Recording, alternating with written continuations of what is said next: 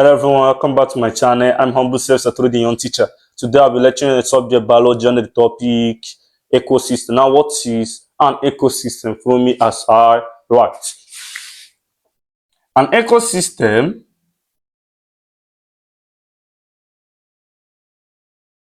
is the functional unit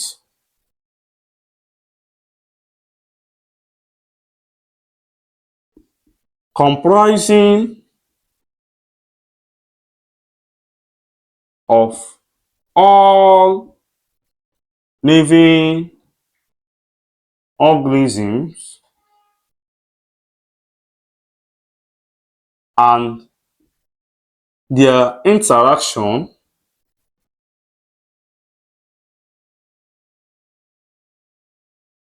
with their non-living environment.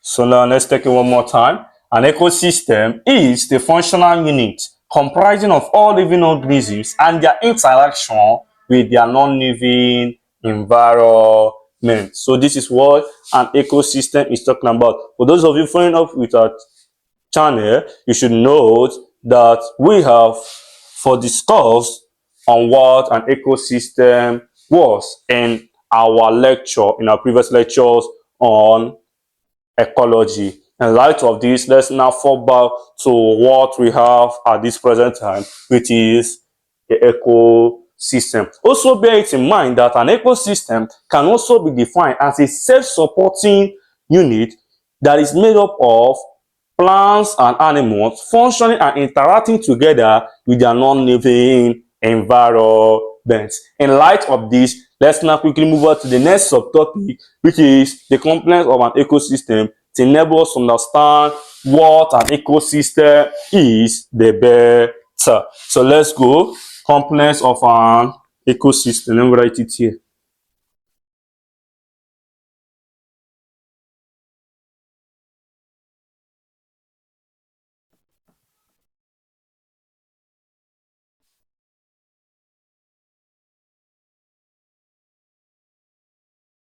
So now, we have two major components of an ecosystem, namely the biotic component and the abiotic component.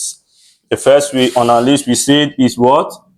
The biotic component. Now, what is this biotic component? The biotic component, however, comprises all living organisms in an ecosystem and is further divided into three, namely the producers, the consumers, and the decomposers. Now, what is this producers? Let me write it here because of I want to start whatever we're going to do will be within this limit. So the first one we said we have is the producers. Now, what is these producers? The producers are the autotrophic green plants and some microorganisms such as the chemosyntactic bacteria and also the phytoplankton, the algae, etc., which can manufacture their own food from simple inorganic substances in the presence of sunlight in the process, however, called photosynthesis and chemosynthesis, which however enables them to function in their ecosystem effectively. Also, it is quite notable for us to note that these producers, however, called the autotrophs, the food which they produce or manufacture are also used to carry out their life processes as well as their metabolic activities. And also the rest of their food / nutrients which they produce or manufacture are then stored in various parts of their body, such as their stems, roots, leaves, fruits, etc. So that's for the producers. Then the next we have under biotic component is the consumers.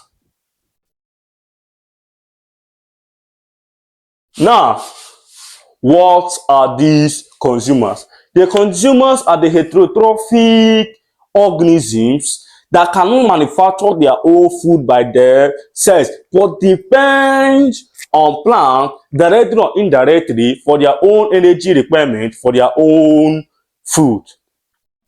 Now, it is quite apparent for us to know that also that these consumers, which however are called the heterotrophs, also uses the nutrient which they got from feeding on these producers to carry out their life processes as well as building up tissues, while the rest of the nutrients which are in excess are then stored in various parts of their bodies. Are you with me? In light of this, we have three major types of consumers, namely the primary consumers, the secondary consumers, and the tertiary consumers. So now, the first one we said we have the primary consumers.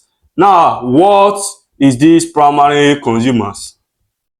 The primary consumers, however, called the herbivores, are those organisms slash animals that feed directly on plants, and they include goats, cows, rabbits, etc. The examples of primary consumers that feed exclusively on plants. Are you hearing me? Then the next is the secondary consumers.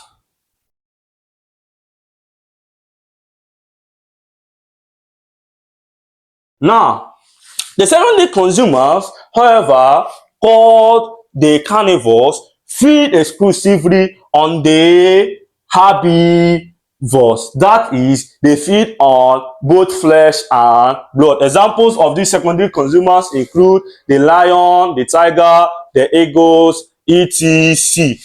So that's for the secondary consumers. The next we have on our list is the tertiary consumers.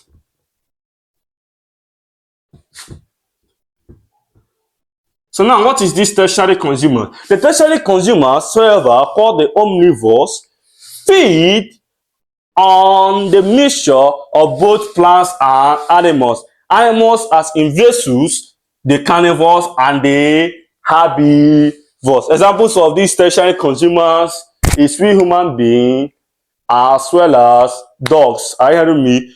They are the tertiary consumers. Are you hearing me? So that's for consumers. Now, the third on our list under biotic complex, we said is the decomposers. Now, what is this decomposers? The decomposers are those organisms that feed on dead plants and animals' organic matter in order to feed on them, and in the process, they release nutrients into the soil, which is then utilized by the producers. Are you with me? So this is for the decomposers.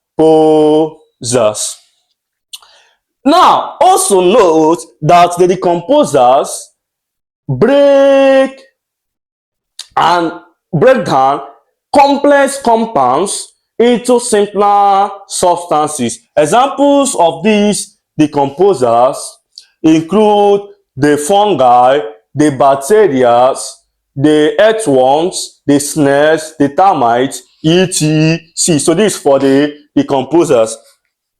The number two, that's under the complex of an ecosystem, is the abiotic component.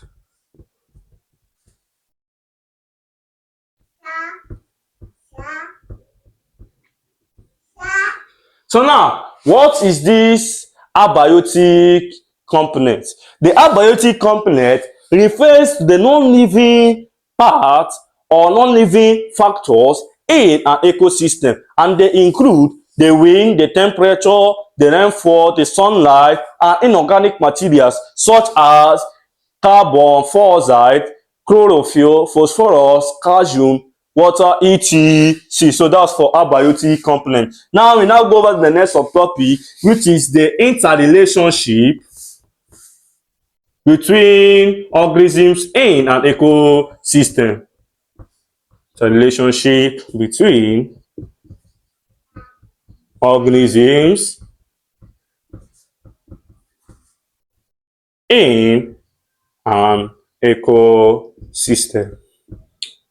So I'm going to use a pictorial diagram to illustrate what this is talking about, how living organisms and their non-living parts interact within an ecosystem. Now, let's say this is the soil. Are you hearing me? Let me just give the diagram first.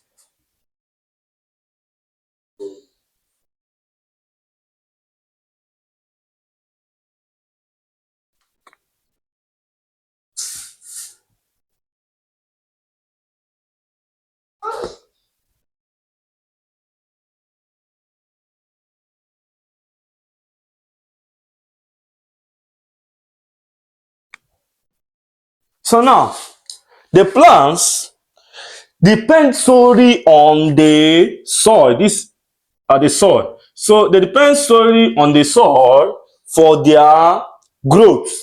Now, the soil, the plants now makes use of carbon dioxide, chlorophyll, carbon dioxide, which they get on the respiration, on the gaseous respiration on the animals, CO2. Then uses the chlorophyll, which is the green pigment, on their leaves, and in the place of, and also through water which they got from the soil, and then in the presence of sunlight to manufacture their food in the process called photosynthesis. Are you hearing me?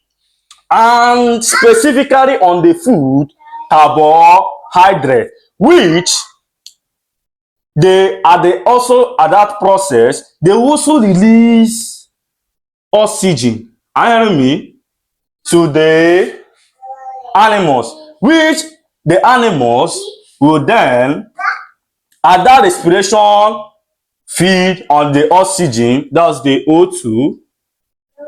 They will now release carbon dioxide. Now, at this interaction, you have seen the interaction between the plants and animals. Now, when they now die, during their death stage, they will now be broken down by the decomposers, which, however, upon decomposing and acting on the dead animals / plants, they will release some nutrients into the soil, which this producer called the plant will also utilize, and then the life cycle will now restart. And by this, we have come to the conclusion of today's very lecture. Thank you. Remember, at the end of this lecture, we are able to discuss extensively on ecosystem as well as the components of an ecosystem and the interrelationship between organisms in an ecosystem. Remember, I go to the mess to read and think strategically. To think strategically involves thinking wise, and thinking wise involves thinking smart. Thank you. Until see you in the next video. Bye.